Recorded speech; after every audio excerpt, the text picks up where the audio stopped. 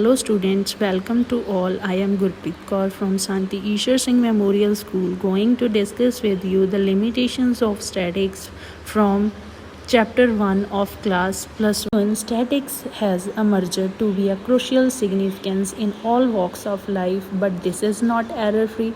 It has few of the limitations. First one, it study the numerical facts only. Statics study only such facts as can be expressed in numerical items. It does not study the qualitative phenomena like honesty, friendship, health, justice, etc. The next one is it studies only the aggregates of the quantitative facts. It does not study the statistical facts relating to any particular unit. For example, it may be a statistical fact that your class teacher earn 5,000 per month, but fact relates to an individual. It is not to be deemed as a subject matter of statistics. However, it becomes a subject matter of statistics if we study income of the school teachers across all the parts of the country for purpose of finding regional difference in the income.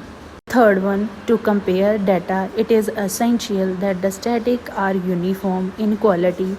Data of diverse qualities and kinds cannot be compared. For example, production of food grains cannot be compared with the production of cloth.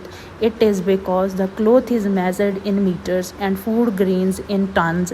Nevertheless, it is possible to compare their value instead of volume. The fourth one is results are true only on an average. Most statistical findings are true only as averages. They express only the broad tendencies. Unlike the laws of natural science, statistical observations are not error free. They are not always valid under all the conditions. For instance, if it is said that per capita income of India is 50,000 per annum, it does not mean that the income of each and every Indian is 50,000 per annum. Some may have more and some may have less. Fifth one is without reference, results may prove to be wrong. In the order to understand the conclusions precisely, it is necessary that the circumstances and the conditions under which these conclusions have been drawn are also studied.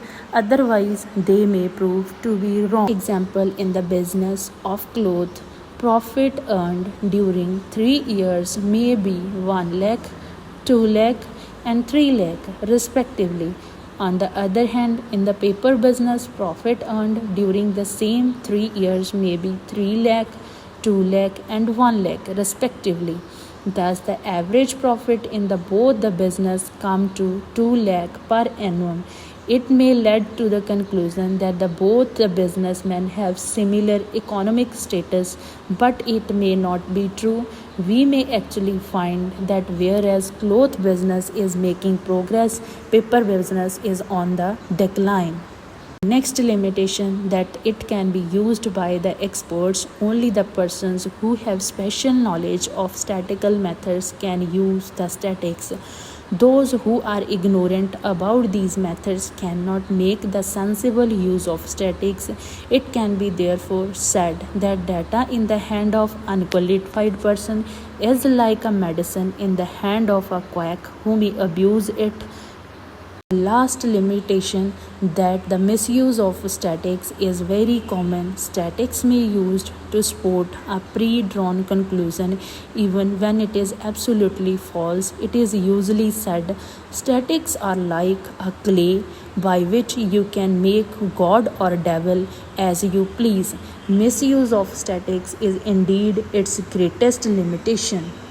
Students, all of these are the limitations of statistics. I hope you learn a lot from this video. So thanks for watching the video.